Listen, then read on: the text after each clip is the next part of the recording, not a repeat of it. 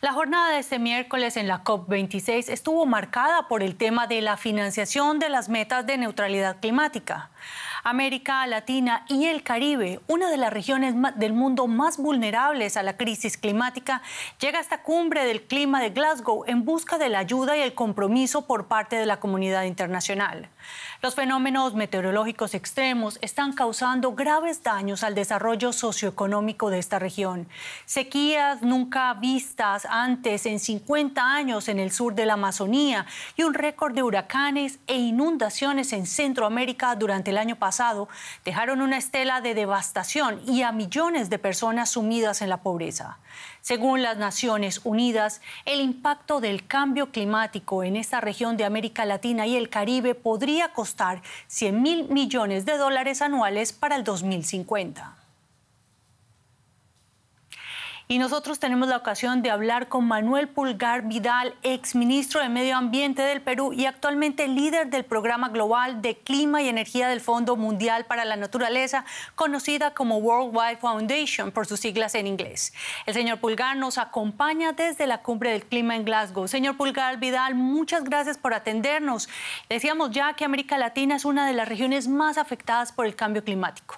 Además de las dificultades en el día a día para la población, señor Vidal, ¿cuál es el impacto económico y qué sectores son los más afectados? Hola Juliana, muy buenas noches desde Glasgow. Efectivamente, América Latina es muy vulnerable a los efectos del cambio climático y lo que ocurre es que la vulnerabilidad ecosistémica, la vulnerabilidad social y a su vez la vulnerabilidad económica tiene un altísimo costo para nuestro propio desarrollo. Hay que tener en cuenta porque cuando pensamos en vulnerabilidad pensamos fundamentalmente en los ecosistemas, pero América Latina tiene una economía que es muy fuertemente dependiente de estos ecosistemas, como por ejemplo en sus actividades forestales, en la agricultura, en las pesquerías, en la propia agua que proviene de los glaciares y por lo tanto las consecuencias del cambio climático nos afectan severamente. Y tú has mencionado en la introducción el tema del financiamiento, un tema central, pero que no es suficiente, lamentablemente, pero que por otro lado tenemos que ver cómo llega para proyectos que nos permitan la adaptación y la resiliencia, que es uno de los grandes objetivos de América Latina. Pero permíteme terminar esta pregunta con un agregado, y es que América Latina también tiene que hacer su tarea. Yo creo que América Latina tiene que dejar de pensar que tan solo tiene que estirar la mano para ver qué recursos recibe.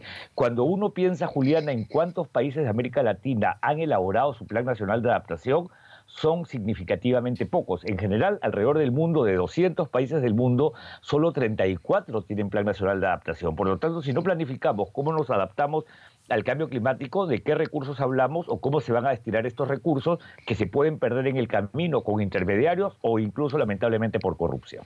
Justamente eso es lo que le quiero preguntar, porque esto es un asunto de doble vía y cómo pueden hacer, digamos, a través de qué mecanismos se puede llegar a esto, a que se pueda tener realmente recursos efectivos canalizados de una manera buena, siempre y cuando obviamente los países contaminantes donen esos dineros. Mira, yo creo que hay que cambiar la manera como hacemos política. Y esto te lo voy a decir con absoluto fundamento, porque lo que ocurre, Juliana, es que el mundo está entrando en un momento en donde las consideraciones climáticas están determinando nuevas formas de comportamiento de la economía global. Incluso si tú piensas en Europa, países como Francia o países como España, no tienen ministerios del ambiente, tienen ministerios de transición ecológica, en algunos casos transición ecológica y energía. El tema ambiental desde lo climático empieza a vincularse fuertemente con la economía, porque esa es la manera como uno tiene que ver el mundo actual y el mundo que se viene. Al punto que sepa, la Comisión Económica para América Latina y el Caribe de las Naciones Unidas dice, los países de América Latina que no sean responsables pueden perder estructuralmente 25% de su PBI al 2050. Esto me lleva entonces a decir, hay que hacer cambios en la manera como hacemos política, en estructuras de gobierno. Hay que hacer también cambios en la manera como organizamos los presupuestos. Si tú intentases, Juliana, revisar desde la manera como se organizan los presupuestos públicos cuánto se destina a cambio climático, no podrías, porque la estructura es tradicional, es típica y no permite distinguir la manera como esto se orienta a una acción climática. Hay que generar obviamente mecanismos de transparencia y de verificación de que los recursos están llegando al destino, pero a su vez hay que elaborar los proyectos.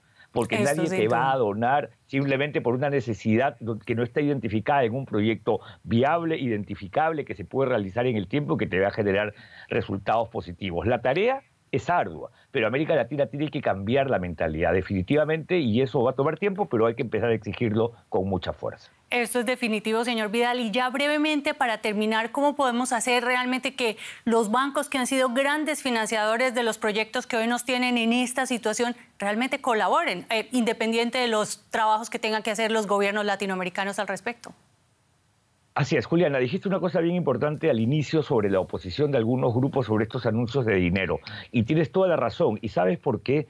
Porque está bien, sí se trata de flujos de dinero, que además todavía son escasos, pero también se trata que los portafolios financieros de las entidades financieras tienen que transparentarse para saber que todos sepamos dónde están destinando estos recursos. Y hay un tercer elemento, y es que las entidades financieras tienen que alinear sus portafolios a la meta de no elevar la temperatura en más de 1.5 grados. Sabes, y Juliana, tú diriges un programa económico, la importancia, lo importante como actor que es el sector financiero. Si ellos no alinean su portafolio al 1.5, hacen esta tarea cuesta arriba.